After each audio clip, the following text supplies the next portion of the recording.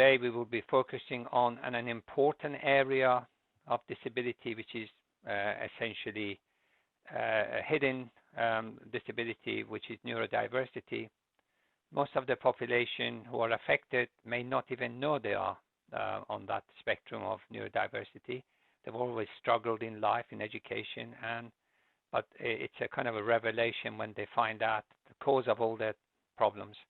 So we felt it was an important area where we could highlight in our second part of the webinar workshops.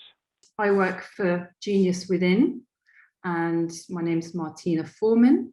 I've been an associate coach for the last 7 years, and in the last few years I was also delivering training, and just this morning I was working with DSTL, which is an arm of the Ministry of Defence.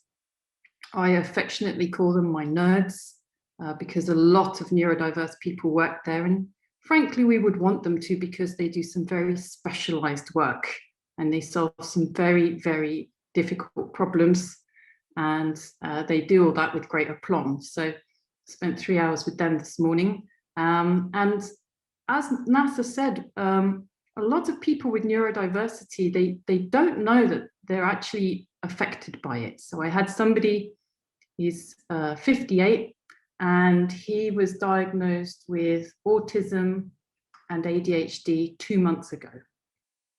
And for someone like me, if I met him face to face, within a day, I would recognize his typical traits. And what I'd like to do is today just go through what those typical traits are and characteristics to look out for. One of the things that is causing some controversy among the community is people saying, oh, isn't everyone a bit on the spectrum? Or isn't everyone a little, I'm being dyslexic today. Now, the reason that causes a bit of upset is because you don't have the struggle every day. And when you belittle the struggles that people have, it makes it quite upsetting. So I would like to just, yeah, exactly. Thank you, Natalia. Part-time neurodiversity is not a thing. So it's like with anything, just notice your languaging. When I do my training, what I like people to do is to just be aware of their curiosity. So to become curious rather than defensive. So moving you from a position of contempt or judgment, as in everyone with autism or every autistic person is meticulous and will spot all my mistakes, to, oh, tell me how your autism affects you. And like, you're autistic, that's great. Like, what can I do to make your life easier now that we're working together? So things like that, sort of shifting yourself to a more curious position works really well. And that's one of my top tips. So I've just had a question come in the chat box. How do people get tested? So in the workplace, I've been told you're all disability leads. So I'm hoping that you will type into the box and help each other out with this one if I've missed anything. The way that you can get tested in the workplace is to go via occupational health or human resources. And the way you get tested outside of work is to go to your GP and get a referral. And one of my clients was talking me through how she got her ADHD testing done, and that is, I think there is a right to choose. So if anyone's heard about that right to choose, just pop that into the chat box, and then let's get a little side conversation going in the chat box so you can work together to get your answers. Okay, so let me pop to the next slide. And just at the bottom of this slide, you can see that we're on Facebook, on Twitter, on LinkedIn, and on Instagram. So if you're on any of those platforms, please do give us a look. And I favor, for information flow, I like LinkedIn because we are able to connect bigger pieces of information on LinkedIn, and also promote events like this. And also we're working with Professor Amanda Kirby. And if you go onto our website, you'll see an adjustment screener, and we've got a slide coming up that will talk you through that. Let's just have a look at this next slide. What we'd like to talk about is inclusion. And the way we like to see it is that it's a moral, social, and economic imperative. And when we exclude the diversity of humanity, then as a whole, human potential can be squandered. Yeah. So the purpose of this session is an introduction to neurodiversity. What are these hidden disabilities? What does that even mean? Talking about exclusion and inclusion, the diagnosis deficit, what the workplace impact is, what might you notice the strengths and challenges, and supporting colleagues with some systemic inclusion and managing diversity in performance. Okay, so I'm going to pop to the next slide. Now, this chap that I was talking about, who just discovered there is a name to his quirkiness, and it's called autism. I said some people hide it really well, but actually some people don't know they've got anything and just get on with it. So this chap was in the military, in the Navy actually, and he did really, really well because there was structure, there were rules, and everything was set out in a way that he could work through it. And he's also got ADHD, so there was a lot of risk and excitement, so that worked really well for him. A hidden disability is something you don't know you've got until it gets pointed out. So it could be a lot of my women with ADHD, they all get diagnosed quite late because it gets missed, because they hide it really well. They call themselves dizzy, ditzy, and they just get through life and manage the best way that they can. And quite often it's not until their children are diagnosed with something at school, because we're getting better at diagnosing, that they themselves, because this stuff is hereditary, it does go through the family lineage, they themselves think, oh, I'm quite a lot like my child who's just been diagnosed, and so therefore could it be affecting me? And the answer may very well be yes. And this is what happens to a lot of people. In fact, Cher, the singer, found out that she had dyslexia because her daughter was diagnosed with dyslexia. So ADHD stands for Attention Deficit Hyperactivity Disorder. So I've just answered the question that came up in the chat box. I personally don't like to call things disorders, because if you're born that way, then you're welcome. Then how is it a disorder if you're managing to function and be a valued part of the society? I watched a really lovely video with a young man explaining how he calls his ADHD attention different. And so since then, I have introduced the concept of calling it attention different, because it's a way of paying attention, but if you're not moving, you're not paying attention. So I can't see anyone, and that's not normally how I run my trainings and deliveries. But if there's anyone out there who has got ADHD, if you're sitting still, I'm worried you're not paying attention right now. So please do twitch, move, run around, and I'll know that it's going in. So just having a look at the slide. On the left-hand side, so we've got 4 columns. At the top on the left, it says applied, and then it says clinical. So I'm just having a look at the chat box. Thank you. Yes. Do you know women hide it so much better than men? And I don't know how that is exactly, but a lot of my clients who've been diagnosed, female clients who've been diagnosed with autism or ADHD or both, it's not until their late 30s and 40s. So they somehow managed to get through life and organize themselves in such a way as to not get caught out so much.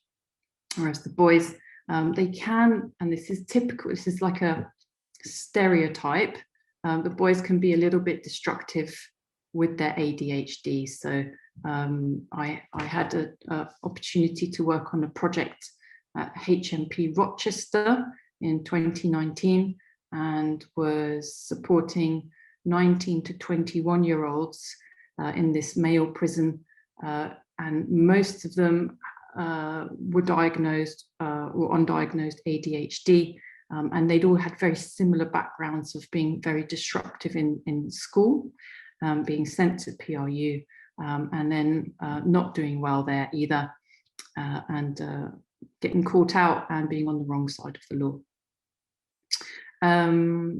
Also, there is an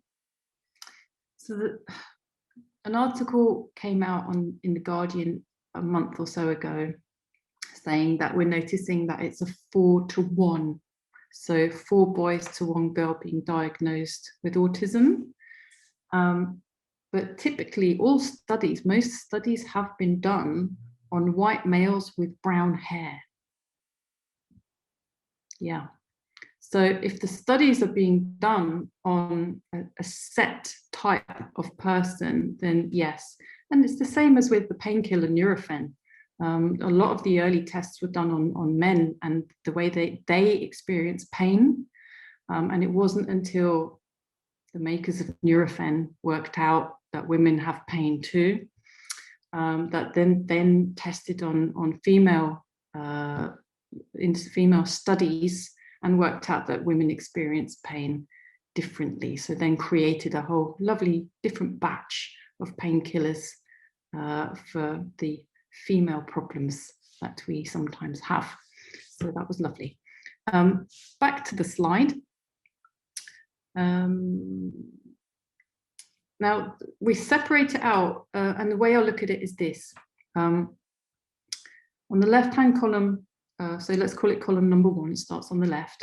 We've got applied, there's all the DISs in there, dyslexia, DCD is dyspraxia, so developmental coordination disorder, so dyspraxia, dyscalculia, and dysgraphia. Yeah, those can be tested within the space of 3 hours. So that's why we call them applied. And then the next column, number 2, is clinical. So it can take 2 or 3 years to get an official diagnosis with Tourette's, autism, and ADHD or ADD. There's no H in the ADD because there's less, let's call it, energy happening in that person to make them want to move around so much. I worked with somebody at GlaxoSmithKline, and a young woman just graduated, doing really well, and diagnosis of dyslexia. And from her behaviors, i.e. not really wanting to sit still, not being able to settle if she hadn't done any exercise or walked her dog in the morning, we worked out actually she's very ADHD. You don't need an official diagnosis to be able to get support. So she mentioned this, and her line manager said, well, listen, just come in later and make sure you've done some exercise or done something before you come in. So when you do come into work, you're nice and settled. So one of the things, top tips from this training is try not to wait for any official diagnosis, but see what can be done and put in place to alleviate the struggle. Yeah, quite often people will be struggling, but they won't say anything because it could stigmatize them in the workplace. And that's hopefully where you will come in and be able to say, well, why don't we put this reasonable adjustment in place? What is this person struggling with? And this is the thing that we've got that could possibly help. So that could include assistive software or slightly different processes or systems in place.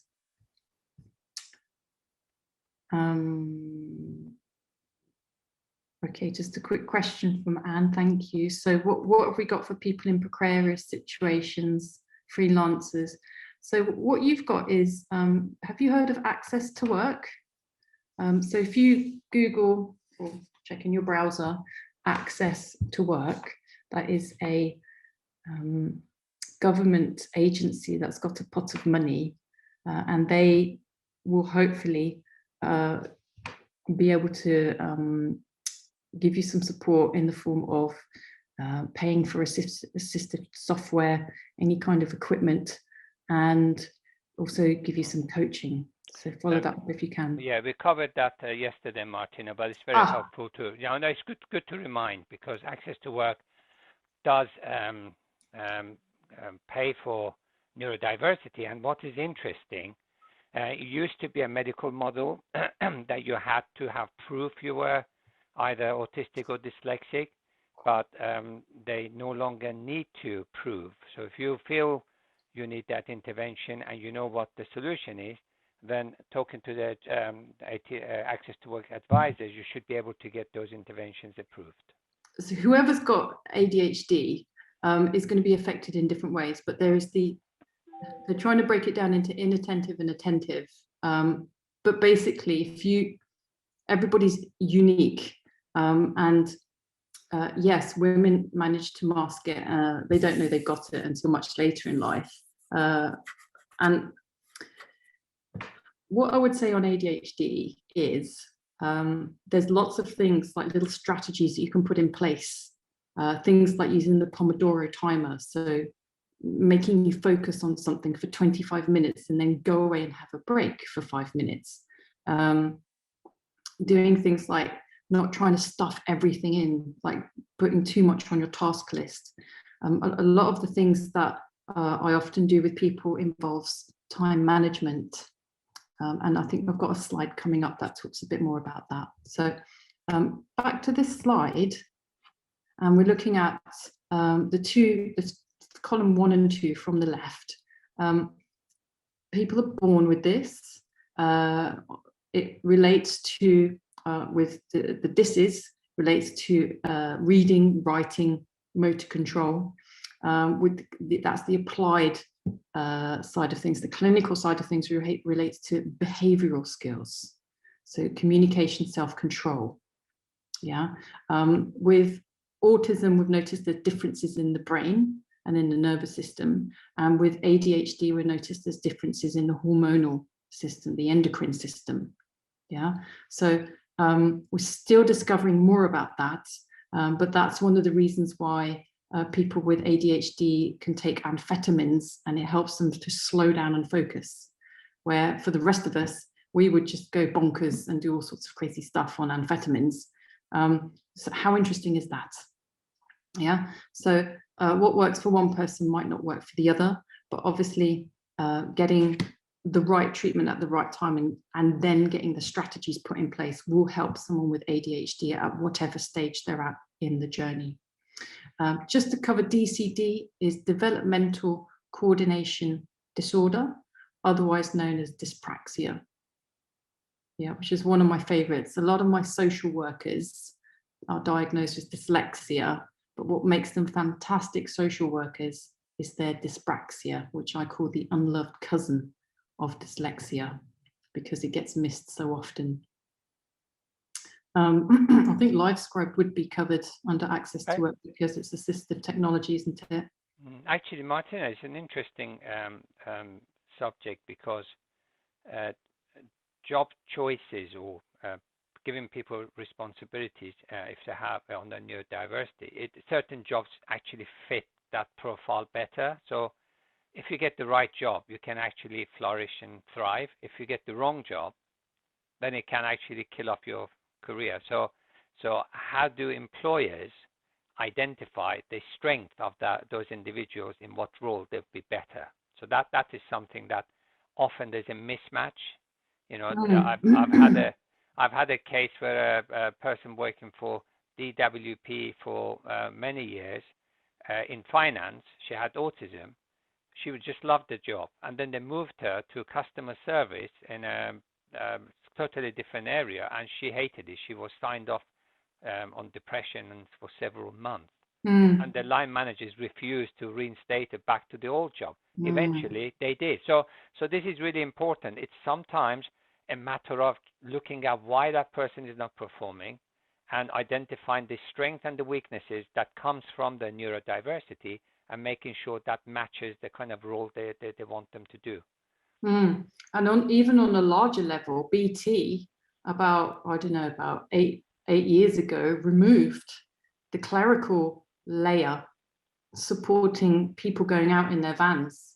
And what happens, so I was coaching some of these older gents who were just desperate to get into their retirement age so they could leave, because what had happened was they were happy. They called themselves cable monkeys.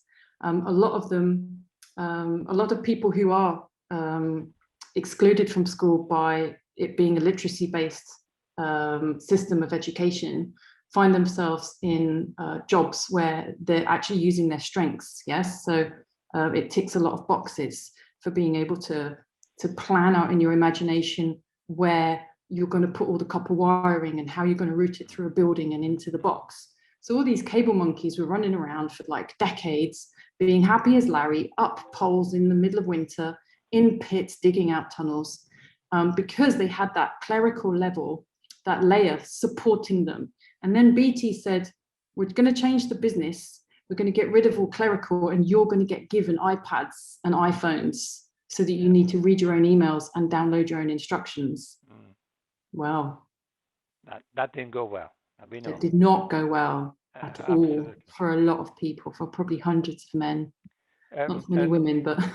So the relevance to this particular issue is actually for our trade union members and colleagues here. This lady I mentioned from DWP, she actually brought the trade union members as the rep to help to represent in tribunals and escalation. And the problem was they kept asking for the wrong thing. They were telling their employer, "You're not really looking after her welfare. She should be allowed to have more time off because of her depression." Yet the poor lady was actually asking, "Look, give me my old job back. I love my job and I want to do that." So this is really important for you to realize sometimes the impact and the effect of the condition is what people try to deal with rather than the cause. So once you understand the behavior and the kind of the issues you might face, then it's easier for you to go and find a solution. And to be honest, certain sectors also interesting, because I think again it's important because those attending here represent a wide group of public sector workers. Certain groups have more tendency to have neurodiverse workforce. I mean, I work with prison service, and I work I've also worked in the military. As Martina mentioned, parts of the security service, they have a lot of really highly talented neurodiverse people working. It's not by chance. It's the way they structure of business that, very disciplined rules, and they love the kind of a support they get. Once you actually look at that, then you wonder why there are a high number of policemen who are dyslexic or have the neurodiversity on them. Partly because they've joined the forces from the age of 16 because they weren't really academically good. End of their service with with flying colors, come out. Either they get lost in the system because they lose them orientation, they don't know what to do, or they join one of the blue forces like ambulance, police, and even prison guards. So these are really important information that will help you to identify if that group are at risk of being discriminated on or not getting the kind of interventions that will actually help them to improve the future.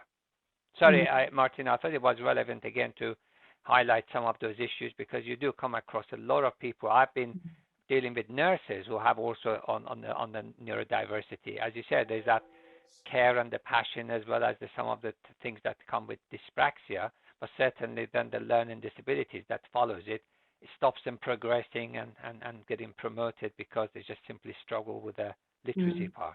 Anyway, sorry, I'll just let you carry on. I just thought maybe it was relevant to interject. Thank you, thank you. We've also just noticed Maxienne, thank you. That's beautiful that your youngest is doing so well. With the hypermobility, we noticed that often is comorbid or co-occurring with dyspraxia. So I don't know how often that is co-occurring with, yeah, so it sounds like there's a nervous system that is on hyper alert. It's like it's a ramped up nervous system, which is what you get often with autism, and there's a crossover with autism and dyspraxia. So yeah, it could well be something that is often co-occurring. I know co-occurring or comorbidity happens with autism and dyslexia quite often, so that stuff gets missed. And also something else that's quite important to know is that depending on who you go to see is the outcome of your diagnosis. I've had one client diagnosed with dyslexia, and then 10 years later, they've gone to see somebody else and they've been diagnosed with dyspraxia as well as dyslexia. So sometimes these things can get missed. So quite often don't rely just on what an expert has said at that one point in time. If you're having difficulties in other places that are outside of the typical traits of the protected condition, then, or your hidden disability, then you have to attend to those as well. Okay, in this slide on the right hand side, in these two columns, we've also got acquired disabilities, and we've got mental health, which could possibly, well, potentially recover, and then neurological disability or brain injury. So I was working with a client who suffered a stroke, which completely wiped out his short-term memory. And this chap builds satellites for a living. He wasn't able to take on board any new wiring for the satellites that he was building. So obviously that caused him a lot of stress and concern for his job. And we worked on some strategies that supported him continuing in his job. And the satellites, they're only as big as transit vans, but they cost £350 million each. So it's quite expensive if you make a little mistake on one of those things. All right, so let's pop to the next slide. What we're trying to do with our chats is to just change perceptions. And these are pictures that are on our social platforms, and they're hopefully going to help people just to go, I didn't know that. So let's do the slide on the left. You have the same chance of being autistic as you do being able to lick your own nose. So I know I can't do that, but I know autism runs in the family. So those two don't co-occur, but there you go. So do follow us on social media if you have the time. Okay, next slide. Hidden disabilities are just that. If you've got a weakness in working memory, or you are struggling with chronic fatigue, no one can really tell until you allow them to know. They might watch you like a hawk, and so they might work it out themselves, but usually they just won't know. So 1 in 7 have mental health needs, and so this costs a lot of money. And why can't we reduce the barriers to getting support so there's not such a big cost? Okay. So what I'd like to discuss next is this slide here. We have a graph, and we're looking at the spiky profile. So you can see there's spikes in the purple line, and there's another line, that's slightly turquoise line, that goes through the middle. And what that's highlighting is, in order to get a diagnosis, you need to tick certain boxes. You need to be above average with certain things, such as perceptual organization, verbal comprehension, and below average with some things such as processing speed and working memory. Yeah. So on the left hand side, we've got another measurement called IQ. So that's intelligence quotient. I really hope that one day we all get measured according to, I think it's the 6 intelligences, which would make Cristiano Ronaldo an utter genius. I don't know if you watched his goals last time. Well, his second goal was amazing. But he's actually what you would call one of nature's sort of physical genius, according to Gardner's 6 intelligences. So measuring just against one intelligence is, oh, I didn't know about that, Anne. But yeah, so measuring against one intelligence, one set of numbers is, I think, outdated, because it was really used in the First World War to make sure you could hold a gun and go off into war. But it's outdated now.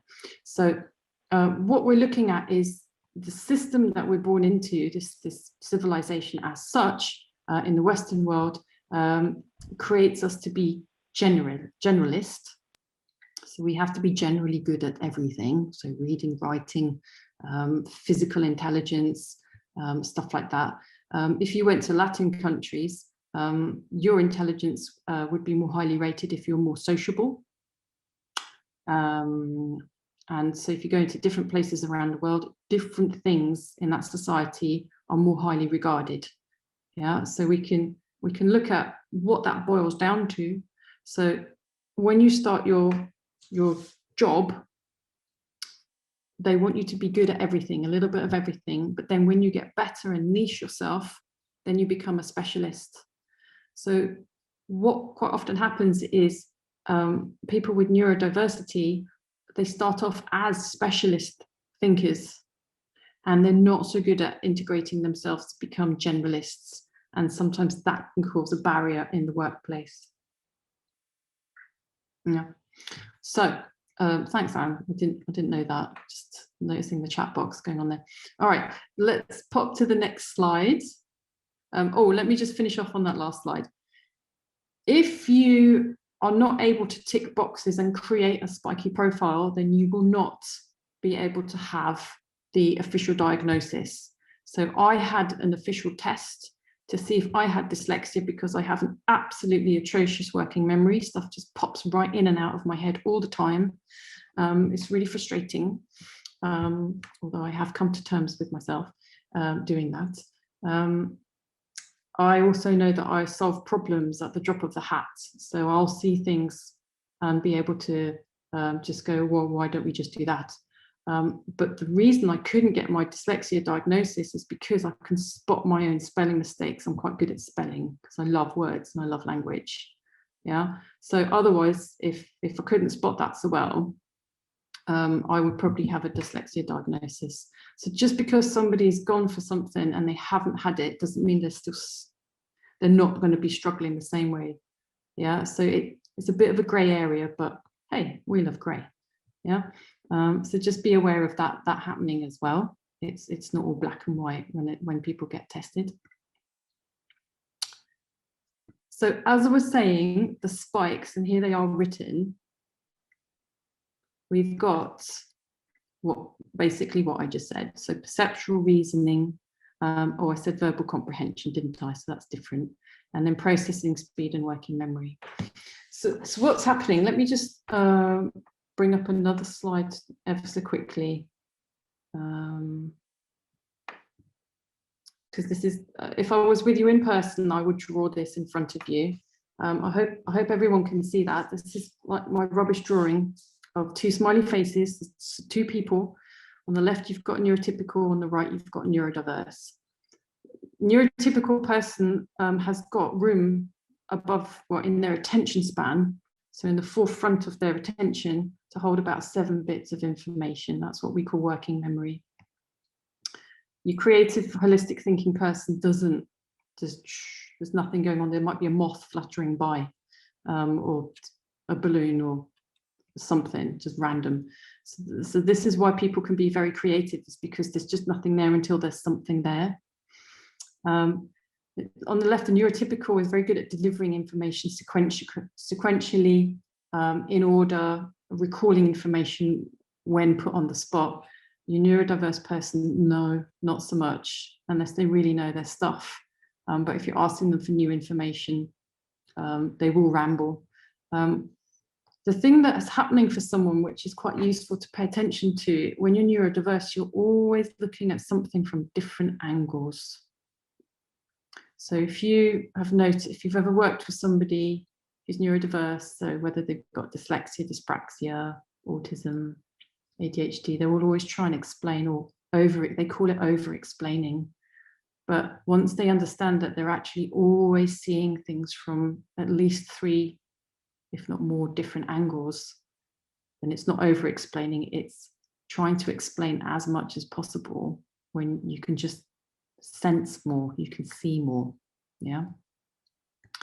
On the top left-hand side of my slide, I've got an eyeball. Yes, I have. You've got 2 structures in your eye in this model. You've got peripheral vision, which is the rods. So if you did side eye, if you kind of like just looked out of the side of your eye, you can make stuff out. So it stops you from like bumping into stuff in the dark so badly and, you know, seeing stuff, but you can't actually make out that much detail. And then the middle of the eye, the structures that you use for reading and seeing the fine detail, the fovea, this is where there is a physiological difference in the eyeball of somebody with dyslexia or dyspraxia or the dysis. And what that translates to in the workplace is a 40% slower reading speed on average. Yeah. And if you think about it, the parallel between the thinking process, i.e., I see the bigger picture, I connect random things, I can see relationships and patterns. Yeah, I don't really look at the fine details so much. Why would that not be reflected in the eyeball? Yeah, so the physical reflects the internal wiring. Yeah, and again, this thing here on the top right is an example of working memory. Another way of looking at working memory, other than as a conveyor belt of information passing through our attention span, is of thinking of working memory as a way of fishing for information. So you know those claw arcade machines where you have like some fluffy toys and like you've got some expensive toys in there and you're like, yeah, I'm gonna try and find the expensive toy with my grabby arm, and you can't get your claw over it quick enough before someone turns out the lights, and then when your claw goes down, you're just kind of fishing and grabbing around for this expensive toy, and that expensive toy is the important bit of information you want to find. And that happens every day, constantly, for people with a weakness in working memory, which is typical of a neurodiverse brain because it's holistic and creative. So as I said, the school system is set up to make us all try and do the same thing. And for a lot of us, that's lovely. And for a lot of us, that's not. We're thinking that there's about 15 to 20% of the population who are living with neurodiversity. And so to accommodate them in the workplace, we're looking at just allowing reasonable adjustments to take place. What we're advocating at Genius Within is to not wait. I've already said this, I'm repeating myself, but just to not wait for an official diagnosis, but to see what you can do in the meantime to be able to support that person to reduce stress and anxiety, because that's what it's all about. Yeah, if you're not doing well, if you're not able to fulfill your KPIs, if you're upsetting other people, then obviously life is not going to be that pleasant until you work out what needs to happen, what needs to change. And also, as I've already said, a lot of people go through life not having a clue that they are living with a slightly different build to most other people. And there was a book that somebody mentioned, I think, Being Human. I'll send the books to Anna because I didn't bring my pages with me. I've just had to move house because internet issues, but there are some really useful books.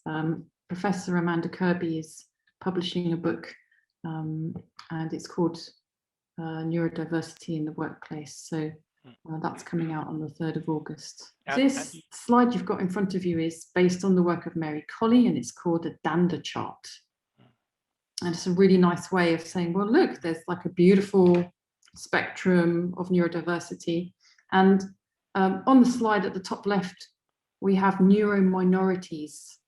So some people don't like diversity, they like neurominorities. It's up to the individual how they like to express what's happening for them. And in communications, you can say neurominorities. Some people don't like neurodivergent. I think it might be because of the films. I'm not so sure about that one. Neurodiversity was coined by somebody who's received only accolades but no financial gain from it, unfortunately. A lady called Judy Singer was writing her thesis, I think it was the late 80s, and she coined the term neurodiversity because she wanted to give a set of people a name. Thank you, Anna. Yeah.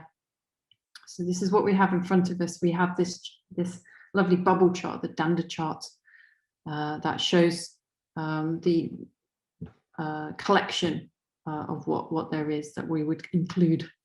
One of the biggest problems that neurotypicals have is miscommunication, and this is one of the main causes of grievances, is constant miscommunication and misunderstanding, and people who are neurominorities feeling that they're not being heard or understood. So one great example is one of my clients has got diagnosed ADHD, dyslexia. I think she's got diagnosed dyspraxia as well.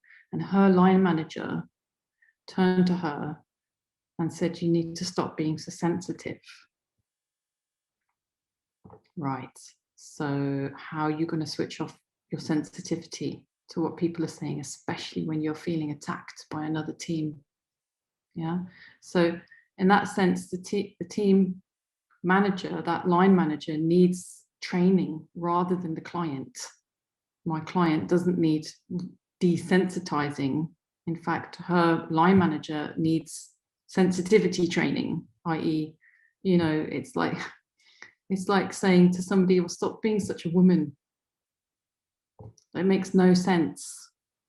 Yeah. So hopefully by having these conversations and having tools in place and resources, we can have more conversations and help to pull out the biases that are supporting people having these polarities of opinion and causing this discomfort and disruption in teams by having a more curious stance rather than saying, "Well, you want this, we don't want this, so therefore we don't want you," and trying to manage it that way.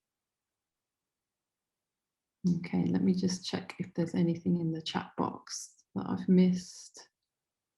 So Gordon's just added, often employers are either unable or unwilling to accept an employee has a hidden disability, quite simply because neuro issues are often not visible or simple for an ignorant employer to grasp. Exclamation mark.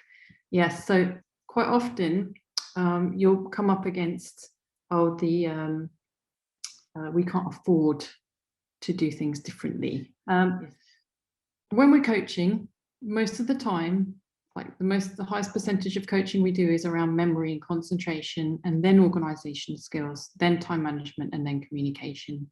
So just so you know that actually the thing that upsets people and they struggle with the most, those are the things. Yeah, and if you can get support in, you know, not ask people to remember stuff on the spot, go out of your way to say, "Look, stop and write this down," or "Do you want me to send you an email?" So finding strategies that work well for the person to support them is always helpful and beneficial. Next, there's a little slide on how we got to the language that we're using now. And what I'd like to just move towards is the sense of inclusivity when we're talking about people. So in the old days, when we start, I mean, this is 19th, 20th century, the earliest recorded mention of dyslexia was, I think, in the 18th century. So people were noticing it back then. And there's not a lot of call to be able to write in those days. It was more important to be able to grow your own food, sew your own clothes and make sure you can fix the roof over your head, things like that. But nowadays, we've moved away from having to do all of that. So the language has also changed.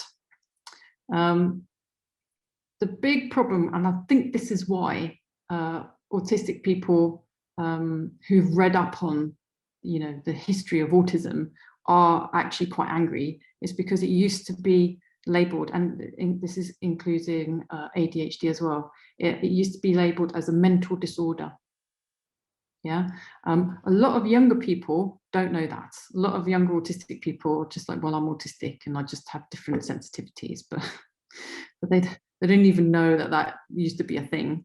And also the latest thing to come out is that Hans Asperger was actually linked to sending young children to letting them die of pneumonia, because they weren't able, he didn't think they were capable of living a normal life. So a lot of people now in that community don't even want to be linked to Asperger's or Hans Asperger. Yeah, so there's lots changed, and the way to not worry about what you are saying and your languaging is to just be on LinkedIn every, like, maybe once a week, and just catch up with what's up there. With from Amanda Kirby's a good one. Nancy writes for Forbes now. Nancy Doyle is our director at Genius. So just following people who are thought leaders is probably the best way to just keep yourself abreast of the information. And in the 21st century, on this slide, you can see on the right-hand side of this slide, it says neurodiversity, neurodivergence, neurominority. Dopamine and noradrenaline refers to what's happening for people with ADHD. Those are the endocrine systems, your hormones that you're struggling with. And then hyperconnectivity, hyper and hyposensitivity in the world of autism and dyspraxia. So things can be happening there as well with those words. So that's how you have those accommodations and adjustments. They've come about from the concept of universal design, and so that we're able to press a button on our computer and dictate, or press a button on a computer and ask it to read out to us. Now there's bits of software that are usually what we see in the office called Dragon, which is dictation software, and text help. Yeah, and those two bits of software are much better than what's on most computers, but we're probably going to see that the computer systems are going to get better, but there's still a big yawning gap between most computers' ability to listen to your voice and type up for you. Maxine, yes, yeah, it's all autism, and I think we'll probably come away from the word spectrum as well. I don't think and disorder I don't like personally at all. So I think we'll be coming away from anything that has like a negative bias. But just so you know that when you're working with people, it is a total shock to the system. They feel like their whole life has been ripped away from under them when they have a diagnosis. So it might well be that somebody's come to you, they've just been diagnosed. Firstly, they have to deal with the fact that their whole life could have been different if they'd had a diagnosis when they were younger, so the right support at the right time. And secondly, they probably also found themselves in a bit of a tricky position at work. So they wouldn't be coming to you as a disability lead if they didn't need advice about disability. So there could be so much more going on for that person at that point in time. I mean, I did have somebody at Lloyd's who didn't tell them that he's got dyslexia, and then he was doing fine for the first year on his graduate training scheme, and then in the second, I think in his third rotation in his second year, because you know every 6 months they have to go to a different team, he had his role didn't work for him. He really struggled, and then he said, oh, it's because of my dyslexia. So then he told them he had dyslexia, and it all turned into a bit of a mess. Yeah. And that's probably the other thing that you've come across a lot is when do I tell my employer? Is it safe for me to tell my employer? But actually, the framework has been in place for a long time. And often employers aren't held accountable unless you've told them that there is a problem. So the Equalities Act, which you'll all know about, I'm sure, states that you don't have to have an official diagnosis. You just have to be suffering from something for 12 months or be struggling with something for 12 months. So I'll pop past that one because that's fairly common knowledge. So we're also talking about levels of inclusion here in this. Oh, there we go. Press the right button. So at the moment, what we've got is exclusion moving to compliance. So what happens? Oh, thanks, Mark, for just updating us from Northern Ireland. Yep. A lot of employers are still at this level of, oh, right, okay, we can't exclude these people. We have to comply. So that is why you are probably seeing things like, well, we have to put wheelchair ramps in. We have to have hearing loops on our telephones. We might put in some unisex, uniperson, human being toilets that have got different labeling and signage on them. So we might just be complying to make sure that our individuals are taken care of. So what we're hoping for is to move into deliberate inclusion, which is, yeah, we do that as a matter of course. And if there's anything that you need, definitely let us know and we'll do our best to put that in place. So you're deliberately including the needs of the individuals in your teams. And hopefully, let me just move my little boxes out the way. What we're moving to is systemic inclusion for all. Now, what that means is you don't need to tick boxes when you apply for a job. You know that you're going to get your interview questions a week in advance. You know that you can take your notes into the interview. You know that you can be open and honest with people and say, look, I've got a weakness in working memory and this is how I deal with it. So as long as I have access to this software or these devices, you don't have to worry about me. If you take them away, then we'll have a problem. So, and this is what's happened for people that they've had systems in place or they've had job roles that have really suited them, and then the systems have got like their best friend at work who does all their proofreading, has left, so no one does the proofreading anymore. So suddenly they're really anxious that their writing's not going to be good enough, and they've got no one to do that for them. So having the software in place, so the Foreign Office, the Foreign and Commonwealth and Development Office have automatically on all their devices a reader software. Yeah, so you don't even ask for it. The probation service for years now have only been printing out on cream or recycled paper because the reduction in contrast is of benefit to an eyeball that struggles with high contrast. Yeah. So Gordon's just added in the chat box. Employers don't know why they're doing it, but they know they have to do it. So hopefully we'll be having lots of conversations, and you as ambassadors of disability will be able to share that there are lots of things that can be done and at little to no cost. Because this is the thing I think that lots of employers struggle with, is they think, how much is that going to cost? This bit of software, you want a special chair, and just so you can get your work done for us. So there's that level of duty of care balanced with, well, do you want your business to do well? Like, do you want people to spot if your business is going to make a big mistake and cost you money? Yeah. So yeah, absolutely. Simple things. Thank you, Gordon. Simple things make big improvements. Absolutely. And hopefully we'll be moving towards more systemic inclusion in the future, in the very near future. Okay, so my next slide. Let me just move all my boxes out of the way. So it is quite disheartening to see these figures sometimes, to know that there are actually a lot of autistic people who can't access the workplace. And it is mainly because of the sensitivities in place. And I think there is Auticon who does autistic recruitment, but again, it's like usually white males with brown hair who are good at computer programming. So there's a stereotype going on.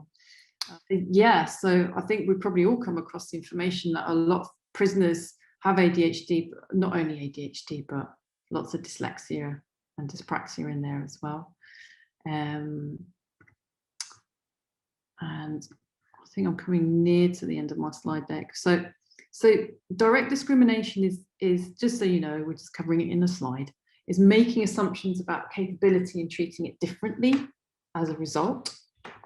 Failure to make reasonable adjustments. So the last really big court case was where an autistic employee said, listen, I can't cope with the level of noise in this workspace. Can you please put me somewhere where there's less busyness and less noise? And the employer said, no, you've got this job role, so you have to sit here. Indirect discrimination. So these three pictures in front of us, we've got people behind a fence on a box each, and the person with the shortest legs is not able to see anything over the fence. A second image, it's going more towards equity. So the person with the shortest legs, or the smallest person, has got two boxes, so they can just about see over the fence. And in the third picture, all three can see the game without any supports or accommodations because the cause of the inequity was addressed and the systemic barrier has been removed. Yeah, so think about when you're looking at your organization, people are coming to you, what are the systemic barriers in place at the moment? Is it the technology? Is it the policies? What ways of working are causing barriers? Yeah, and the people coming to you with their problems will be the ones telling you what's going on. Yeah, I think there's often a big conflict and a clash between the employer wanting to maintain a status quo because they're keeping within their comfort zone, and then the individual saying, well, can we change this please, because this isn't working for us. And it's not until you get a groundswell of people, so you have maybe a smattering of people one year, and then you have 10, 20 people the next year, and then maybe 50 people the third year. I think somehow making that easier to be able to report and have things changed without upsetting too many people, because we all like our comfort zones, don't we? This is true. That would be a good way forward. The next slide, we have some adjustments that could possibly be quite easy to put in place. We obviously at Genius Within, we do a lot of coaching, so we're all for that. There's also the assistive technology and workstation adaptions. On the right hand side of the slide, scheduling flexibility. So we're all used to things like, well, I've got to drop the kids off, so is it okay if I come in a bit later and work a bit later? If you've got ADHD or autism, then it might be, can I work on a Saturday and not come in on a Monday? Would that be cool? So allowing that. I read somewhere, I don't know if everybody saw this, but somebody posted on social media that working from home shouldn't be seen as a privilege anymore. I don't know if anyone else has seen that, but pre-lockdown, it was really hard to get people to be allowed to work from home. And this is one of the things that really helps people who are constantly listening out to others. I had one of my clients, I asked her to move from the end of a workbench or workstation to further away from the walkway, because she's got dyspraxia and dyslexia, and she noticed that there was a big difference in her ability to focus because her body wasn't picking up on everybody walking past. Yeah, so, oh, Natalia, I'm so sorry to hear that. So I would question, I would really question that. So my employer told me he couldn't make too many adjustments for me because non-neurodiverse members of the team could get jealous. Wow. Were you asking for a mini bar or like a pool table or something? I mean, obviously, yeah, that makes no sense. I would say what I often coach my clients to do is to create a business case. So what is your, yeah, so what is it that you need to have put in place and why? What impact will it have? How much more work will they get out of you? Yeah, and then you can create a business case for the thing that you need. Yeah, I think often managers, they are not able to move because everyone's so overwhelmed at the moment, and will be for a while, I imagine. They're in their mammalian brain, so they're not actually able to be that flexible, unfortunately. But it's up to us as individuals, and maybe buddies can help you with that to put it forward. Yeah. So hopefully this has been helpful into giving you a bit of a lens into neurodiversity. It's been a bit of a whirlwind tour. You've sat patiently, or been standing or pacing or been lying, whatever you've been doing. Thank you for your attention. The slide that I promised a while ago has now appeared. If you want to access a free tool on our website, it's the Genius Screener, and it's easily accessible from on geniuswithin.co.uk. Please go and have a go, share it with everyone that you know and love. It's really useful to just notice where your strengths and weaknesses are, and also just to get some tips and tricks. We use it a lot to help managers to start conversations with people who might be struggling and are trying to hide that they're struggling. So it's quite good, and it covers a lot of questions. So creative skills, problem solving, written word, orientation, dexterity, lots of things. So we're trying to just pull out information that you might not get in the course of a normal conversation. So by all means, go and have a go at that. At Genius, we're working on moving from awareness to action. So there's just this little slide in here. So position number 1 is legal compliance. So we're having a look at that, what's going on there. And position number 2 on the right is the ecosystem. So considering the bigger picture. Number 3 is finding the pathway. So putting the right adjustments in place. And looking at employee experience, so that includes recruitment, onboarding, and professional development, things like that. And to position number 4, which is systemic resolution, so reducing individuals being singled out. Yes, so it's like, oh well, they'll get jealous if you have a headset and they don't. Some people wouldn't want a headset on all day; that it would ruin their hair. So I don't understand what the manager's saying. Just put me in front of that manager. Just send me there. So yeah, what we're looking to do at Genius is to help to reduce this discomfort around change, which is a normal human reaction, by way of raising awareness and helping people to implement very simple things, but also to go deeper into understanding their unconscious biases. So that's what we're working on here. The actual, one of the biggest things about inclusion is how it can actually reduce costs of adjustments. So by having it in there naturally, instead of just saying, oh, it's just this one thing for this one person, why don't we just, how many things can we get for everybody? So maybe that might make all the difference. Okay, next slide is something that's been put in that I don't think I really want to explain, but it's just a commissioning checklist. So I won't spend too much time on that. And if there's anything that you think, oh, I'd like to talk to you a little bit more about that, then please do ask me. And then we can set up a conversation with you at some point. And here are our services. So hand in hand with Microlink, we deliver a lot of services, and feel free to ask. So I'm going to, I think this is, yeah. All right, so we've got to the end of the presentation. There's Nancy. There's our contact details. I'm going to go back to this one. We've got because so at Genius, we created something called positive assessments, because before people were coming out with like 50-page reports and then just pushing them to one side. I mean, if you've got dyslexia or dyspraxia, like why would you spend a day of your life trying to read through a chunky report that you don't understand? So one of the things that we've done is to change the way these reports are done. So when we go out to assess somebody, we will tell them, well, these are your strengths. Yeah, so this will be your brand.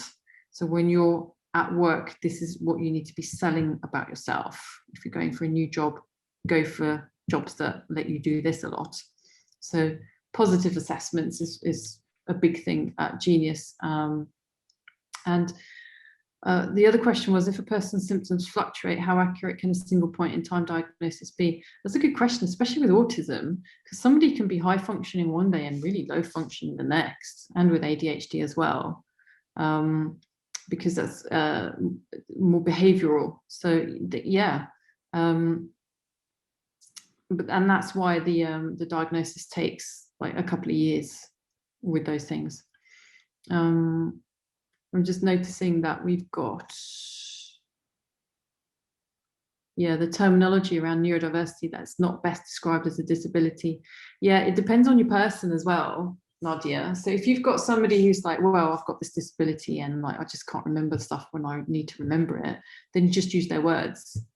Yeah. So when I'm coaching people, I like to big them up as much as possible and then support their weaknesses by saying, oh, sometimes I forget stuff.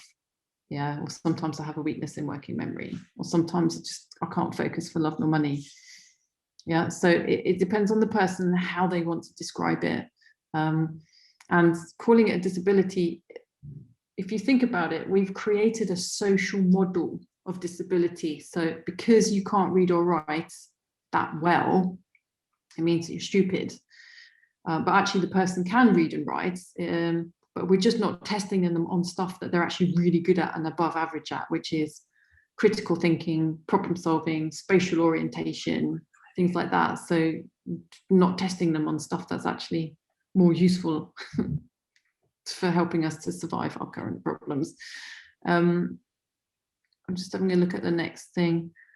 Natalia, I think you're amazing. You've created your own reasonable adjustments at work. Because they're not because they're unrealistic. Is that you with your mini bar, or did you want a pool as well? I mean, the jacuzzi might be a bit far. All of the stuff on the slide in front of you, that's everything that we do at Genius, and more. I'm sure we chats, hanging out, all sorts of stuff we do. So whatever needs to happen, we will try and make it happen in order to reduce the unconscious bias and to create more systemic inclusion. So some people, well, everybody's unique, let's put it like that. And you can say, right, I'm autistic, so therefore I like working on my own. It's not true for everybody who's autistic. Yeah. Some autistic people are like the most joyful, bouncy people who would never want to be left out of stuff in the office.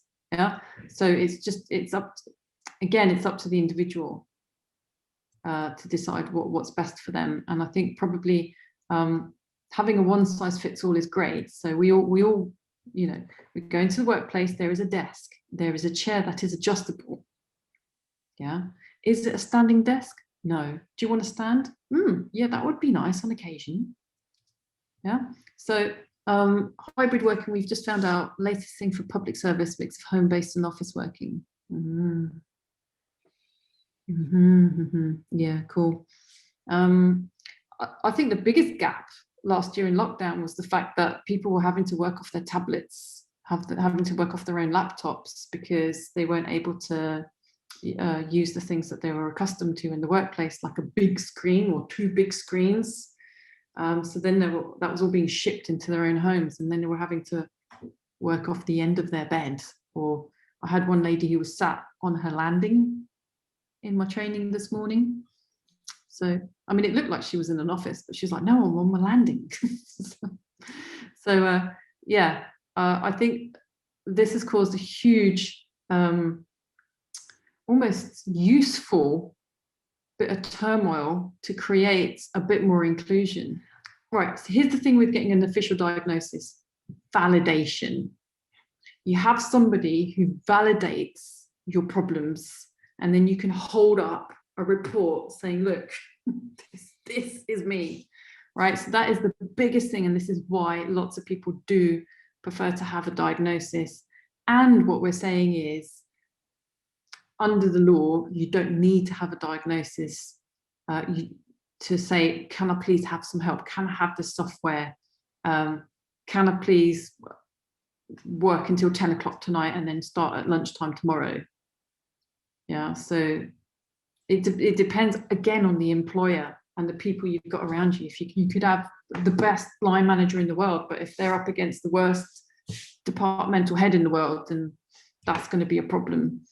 So going internally and getting some training is going to hopefully address that.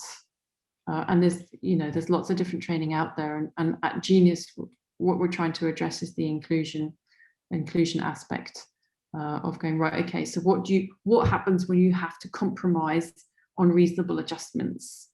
Yeah, whose problem is the worst? So if one person wants music playing, the other person can't stand music playing, and the person who needs peace and quiet to work gets into their fight, flight, freeze response because there's music playing, and the other person likes music because it helps them just to get into the zone, they're not having a fight, flight, freeze response.